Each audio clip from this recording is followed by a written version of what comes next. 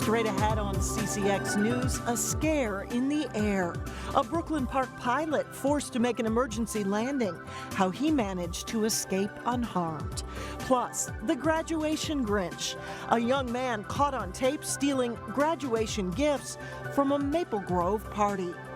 And later, hot off the griddle, a Brooklyn Park sixth grader who's satisfying appetites all on his own. It's extremely unusual because we've got 3 boys and the other 2 want nothing to do with cooking.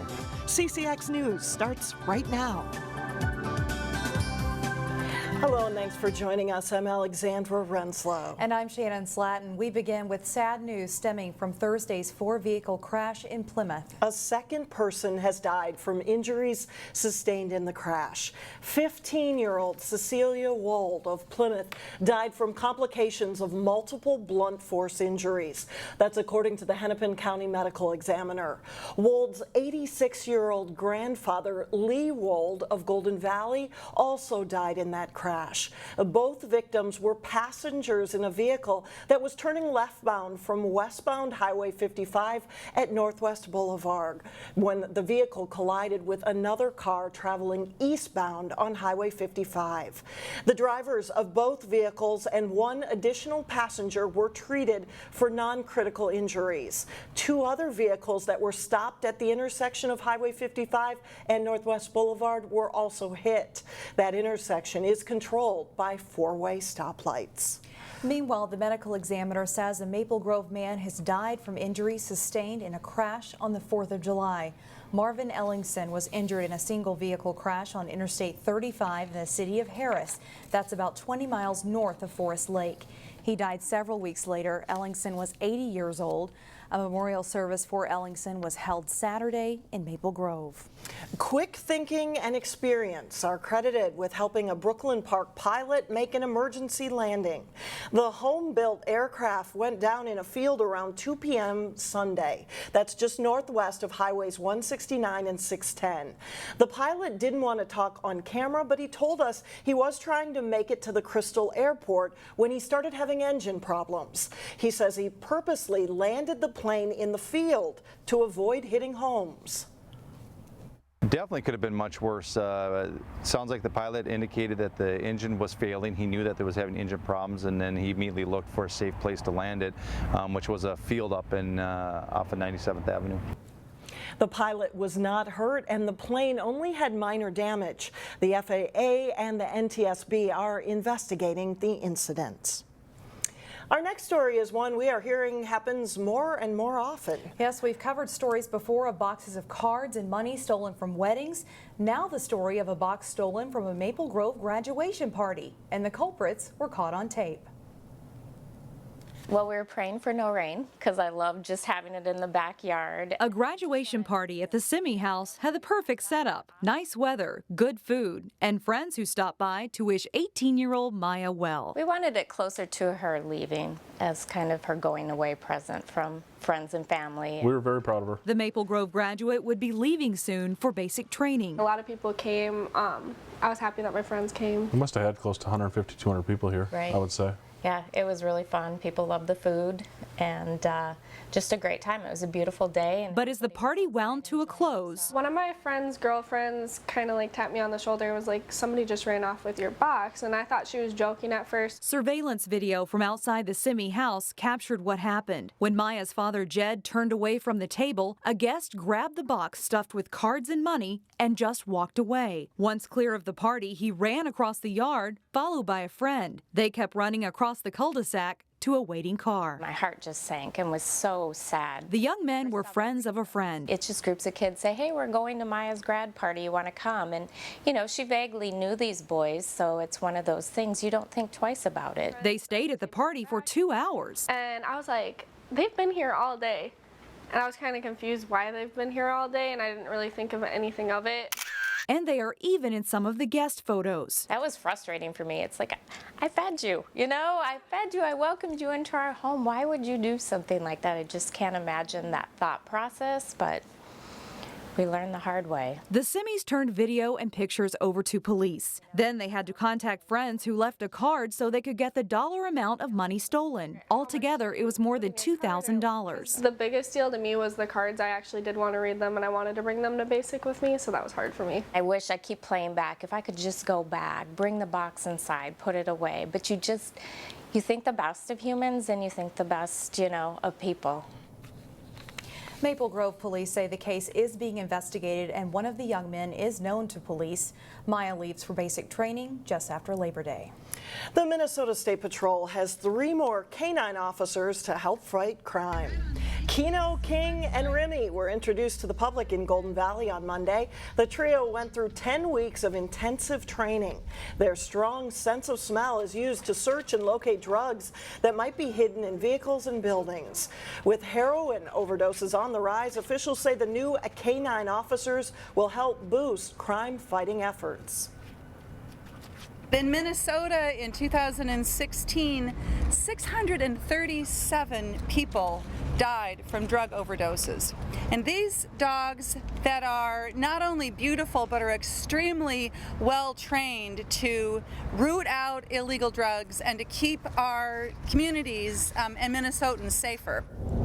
The State Patrol has 15 canines that are trained to sniff out narcotics. They also have 1 canine who is trained to detect explosives. Come this fall, the Robbinsdale School District will be able to offer preschool to several hundred more 4-year-olds than ever before, thanks to a $1.9 million grant from the state.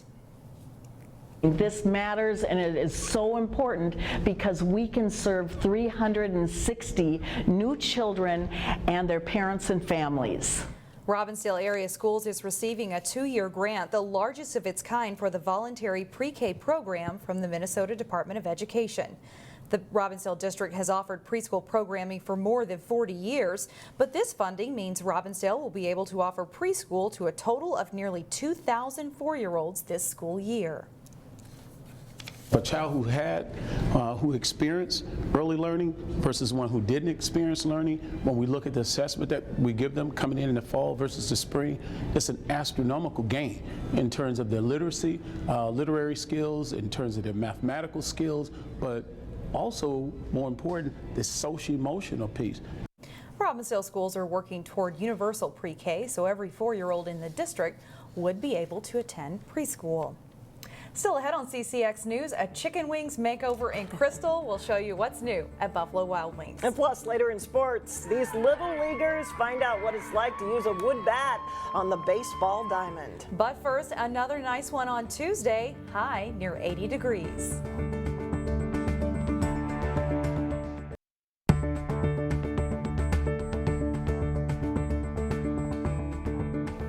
In this week's Business Matters report, we take a look at the refurbished Buffalo Wild Wings at Crystal. The sports bar and restaurant has a new look just in time for football season. We get more from Eric Nelson.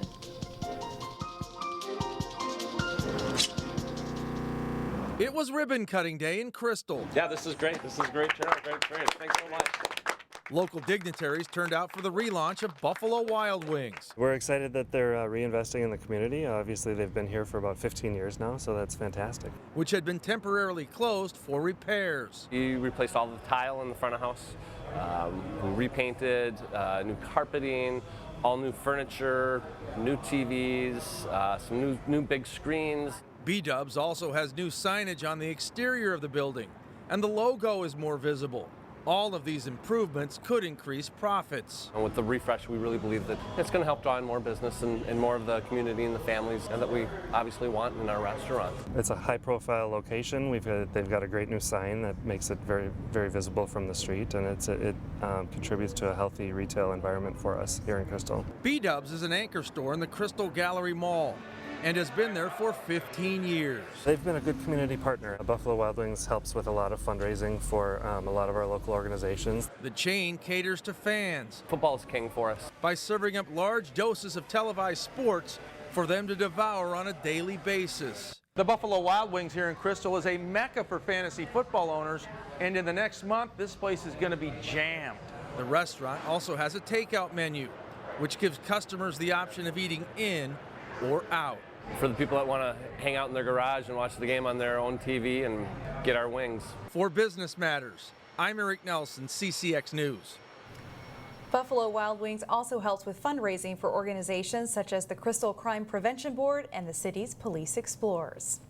Still ahead, we hope you're hungry. We meet a Brooklyn Park 12-year-old who puts on an impressive pancake breakfast. But first, it takes a playoff to decide the winner at this year's 3M Championship Golf Tournament.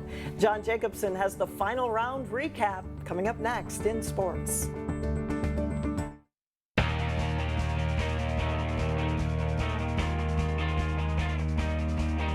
I'm John Jacobson with sports. It was a record year for scoring at the 3M Championship Golf Tournament this weekend.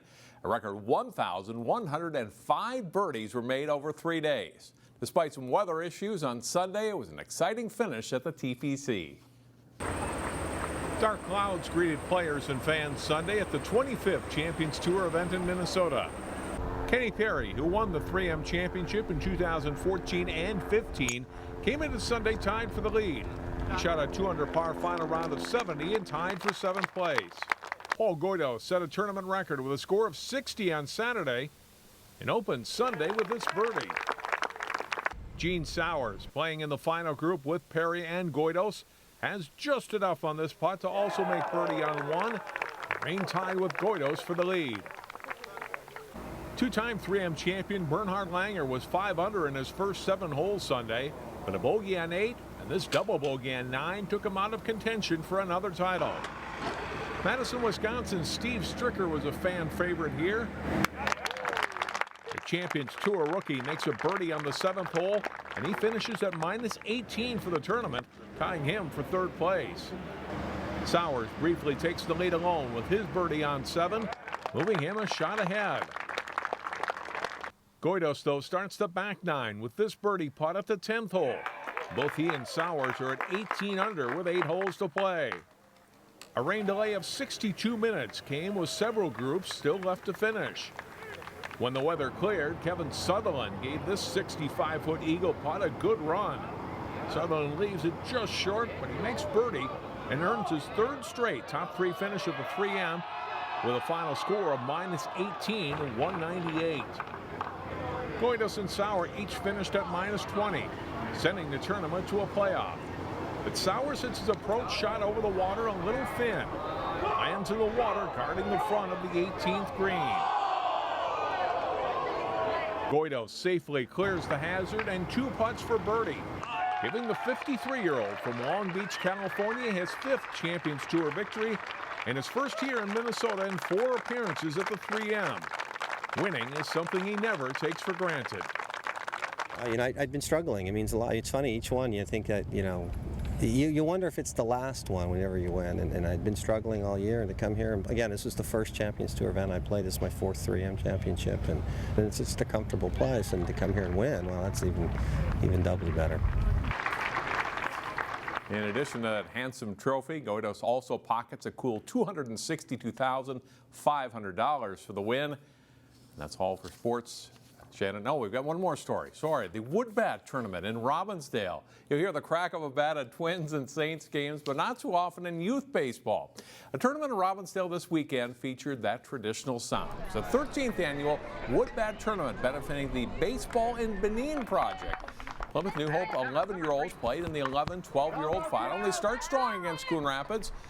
Aiden Cook's blooper drops in front of the right fielder. Jesse Schmaltz slides in just ahead of the tag. 1-0. Plymouth New Hope leads in the first. Next inning, the Coon Rapids pitch gets away. Owen Barkley slides home safely. And when the throw to the plate is off target, Nicholas Riddle slides in as well. And it's 3-0 Plymouth New Hope. But it's mostly Coon Rapids from there. Tyler Dettel delivers a hit to center field. Gio Mejia scores, get Coon Rapids on the board in the bottom of the second. In the third, Blake Berg's base hit to right brings Jackson Smith around to score, and they're within 3-2. And they'll break the game open in the 4th inning. Evan Beck lines a one-hop single to left field. Brennan Parr slides home to give Coon Rapids a 4-3 lead. Berg reaches out and lifts a hit to short right field to score another run. Coon Rapids scores 5 runs in that inning, and they had more to win 10-4. and take the championship in the 11 and 12-year-old division. Robbinsdale defeated Golden Valley in the 10-year-old final. St. Louis Park won the 9-year-old division. About $10,000 was raised for the Baseball in Benin project, and a bunch of baseball equipment was donated to send to the West African country as well, where that sport is just getting started. Now, that is all for sports. Shannon and Alex, back to you. All right, thanks, John.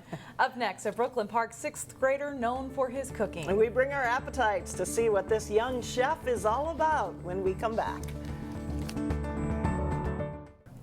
And finally, a Brooklyn Park 12-year-old puts on his chef hat and his apron and gets to work curbing some hungry appetites. And yes, you heard us right. He is just 12 years old, but he's earned a reputation as a pretty good cook, and that's just part of the story. Here's producer Corey Bork. Early morning at a home in Brooklyn Park, a time when most 12-year-olds are asleep, you'll find 6th grader Colby Haar hard at work. I make lots of different food. On this Saturday morning, Chef Colby got out the griddle for his 2nd annual pancake breakfast. It all started out, I really enjoyed making pancakes. This wasn't your normal pancake breakfast. He had to prepare ahead of time to invite neighbors and friends You have to think of it like 2 months in advance. who signed up in droves. And they were like telling me like, really, you're having another pancake breakfast? And they were like giving me good compliments like, oh, I love your chocolate chip pancakes. I'm definitely coming this year. This year came with music and a cause. Did this all on his own here, just wants to raise money for a great organization called BIZA. Colby found out about a Twin Cities organization that helps kids in Nigeria go to school. What better way to help than to make pancakes? It's extremely unusual because we've got 3 boys and the other 2 want nothing to do with cooking. Unusual too, because he wanted to help kids he didn't even know. I just think it's just one of those things that his DNA was wired that way. It turns out the founder of the group Colby is helping is also wired differently. I kept thinking, okay, I need a lot of money to, help these kids out and get them off the streets into the classrooms. OK Nyawu was just 1 year older than Colby when he had the idea to help kids go to school in his native Nigeria. That wish haunted me the whole of my childhood, and as an adult, today that wish is being carried out through kids like Colby. Where what you do in your backyard here could affect somebody who is thousands of miles across the ocean. In Brooklyn Park. That's how our world has become a global village. Corey Bork, CCX News. Colby's goal was to raise about $1,000, which is enough to send a child to school in Nigeria for an entire year. And Colby plans to keep going. He says he will hold another pancake breakfast next year. And a little cooking tip here. What makes the perfect pancake, according to Colby, is you keep the griddle temperature a little above 350 degrees. All right, noted. Thanks, Colby. That's all the news we have for now. See you tomorrow.